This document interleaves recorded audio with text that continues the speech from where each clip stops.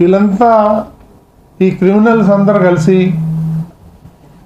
టీటీడీని blame చేయాలి. ఎందుకంటే మీ అందరికీ తెలుసు, ఈ మధ్యనే నేను కూడా పేపర్లలో చూశాను, తిరుమల తిరుపతి దేవస్థానం ఏదైతే ఉందో అది వాటికన్ సిటీని దాటిపోయాం మనం అన్ని విషయాల్లోనూ.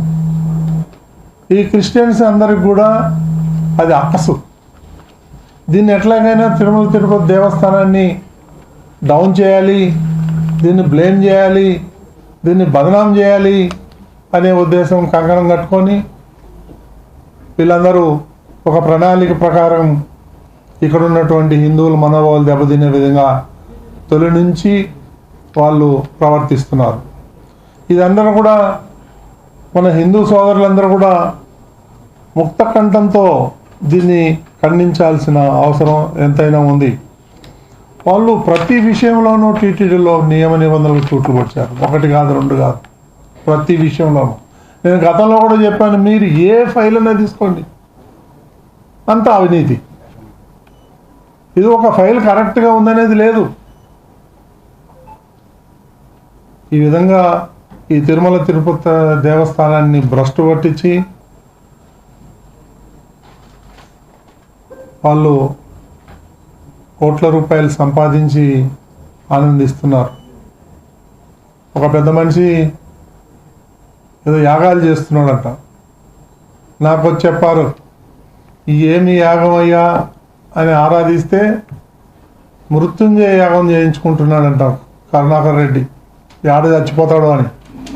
ఎందుకంటే అబద్ధాల మీద అబద్ధాలు చెప్పి చెప్పి చెప్పి దేవుడు కూడా ఇసుగు పుట్టింది.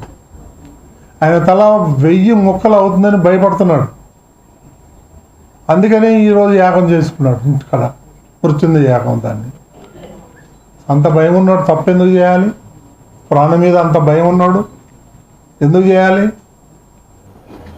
ఇది మొన్న వేసింది ఒక సప్లిమెంటరీ ఛార్జ్ షీట్ మాత్రమే. ఇంకా సప్లిమెంటరీ ఛార్జ్ షీటు వేసే అవకాశం ఉంది. ఎందుకంటే నేను కూడా డిమాండ్ చేసేది ఏంటంటే, ఆ చిన్నప్ప ఎవరైతే పిఏ ఉన్నాడో ఈ ఆయన అకౌంట్లోకి కోట్ల రూపాయలు వచ్చినాయి. అక్కడి నుంచి ఎక్కడికి పోయింది? సిబిఐ ఛార్జ్ షీట్లో లేదు. నేను సూటిగా అడుగుతున్నాను సిబిఐని, అది ఎందుకు మీరు దర్యాప్తు చేయలేదు?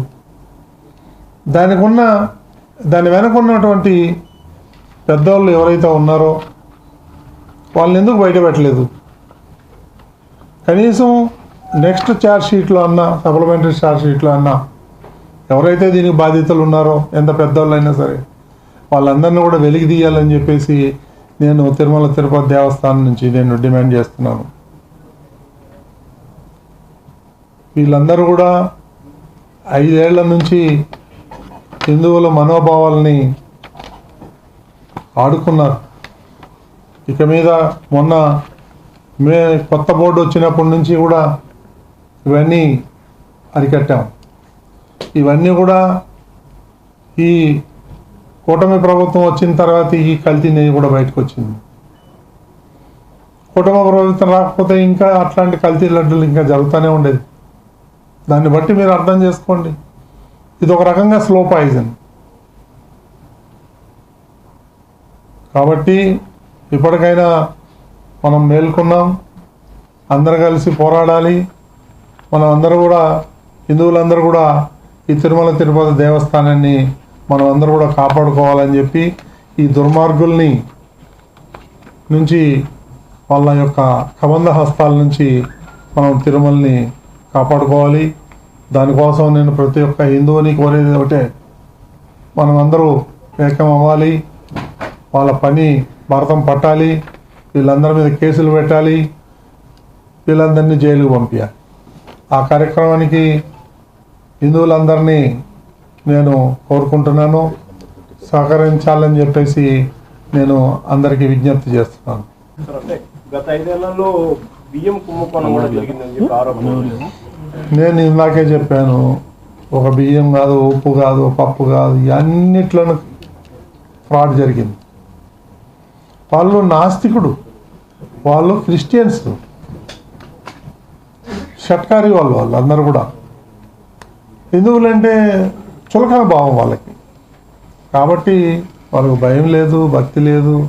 వాళ్ళకి కావాలో డబ్బు కావాలి, హిందూ మతాన్ని కూల్చేయాలి, కన్వర్షన్స్ ఎక్కువ చేయించాలి, ఈ హిందూ సమాధిని నాశనం చేయడానికి కంకణం కొట్టుకున్నటువంటి ఈ దుర్మార్గుల్ని మనం అందరూ కూడా కలిసికట్టుగా అందరూ వీళ్ళ యొక్క భాగవతాలన్నీ బయటపెట్టి వీళ్ళందరినీ తరం కొట్టే రోజులు దగ్గరలోనే ఉన్నాయని చెప్పి నేను ఆశిస్తున్నాను.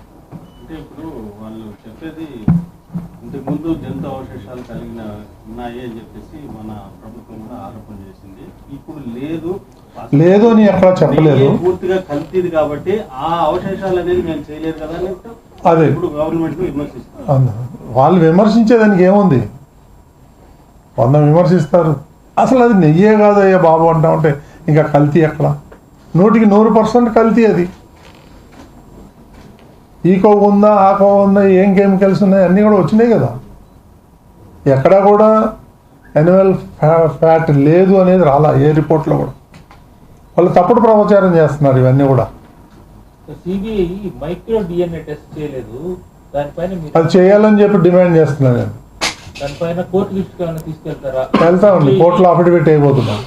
మైక్రో డిఎన్ఏ టెస్ట్ చేయలేదనే కోర్టు దృష్టికి తీసుకెళ్తారా? అవును, తప్పకుండా తీసుకెళ్తాం.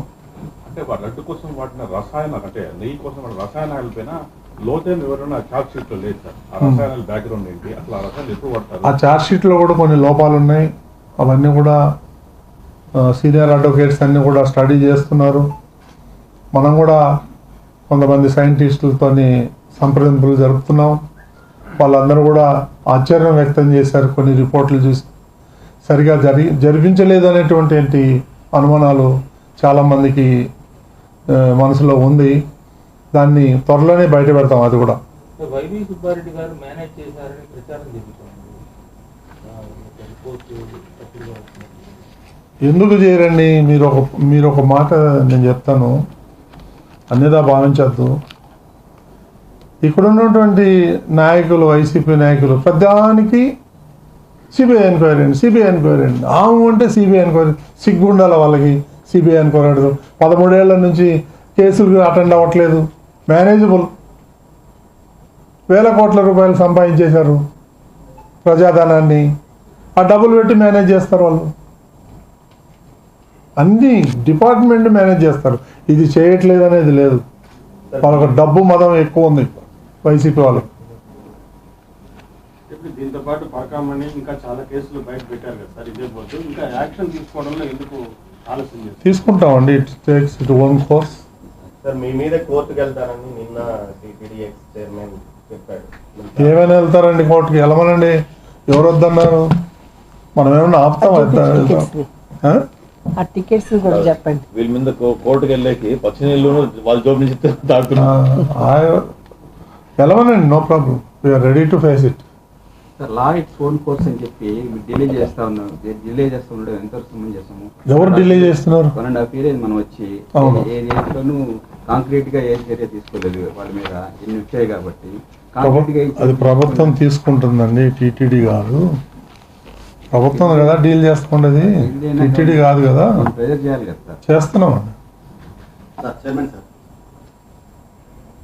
చంద్రబాబు గారు ఈ అలిగేషన్ చేయకముందు టీటీడీఓగా శ్యామలరావు ఇచ్చిన స్టేట్మెంట్ కి, ఆ తర్వాత సీఎం గారు ఇచ్చిన స్టేట్మెంట్ కి అది నాకు తెలియదండి, నేను లేనప్పుడు. ఓకే, లేకపోయినా కానీ కేసు గ్రావిటీ బ్యాక్గ్రౌండ్ అదే కదా. లేదండి, తెలియదు నాకు అది. Sir so you are not TTD chairman ఈ బోర్డు తీర్మానాలు మార్పు వెనక కొంతమంది గతంలో ఉన్న కేంద్ర ప్రభుత్వం వాళ్ళని ఒక ఆరోపణ చేశారు. దానిపైన ఏమంటారు బాను? ఏంటది? ఈ తీర్మానాలు 5 తీర్మానాలు మార్చారు కదా సార్. ఎక్స్పీరియన్స్ లేకపోయినా నిబంధనలు అన్ని మార్చారు. ఒక 5 నిబంధనలు మార్చి బోలేబాబుకు అనుకూలంగా చేశారు. ఆ తీర్మానాలు చేయడానికి కారణమే అప్పట్లో కేంద్రంలో ఉన్న కొంతమంది అని చెప్పారు నిన్నటి రోజు ప్రెస్ మీట్ లో. కరుణాకర్ రెడ్డి గారు పేర్లు చెప్పని చెప్పి ధైర్యం ఉంటే పేర్లు చెప్తాను చెప్పండి. ఊరికే గాలి మాటలు గాలి మాటలు కంపెనీల కోసం గాలి మాటలు మాట్లాడేది కట్టబెట్టుకోవాలి కరుణాకర్ రెడ్డి గారు.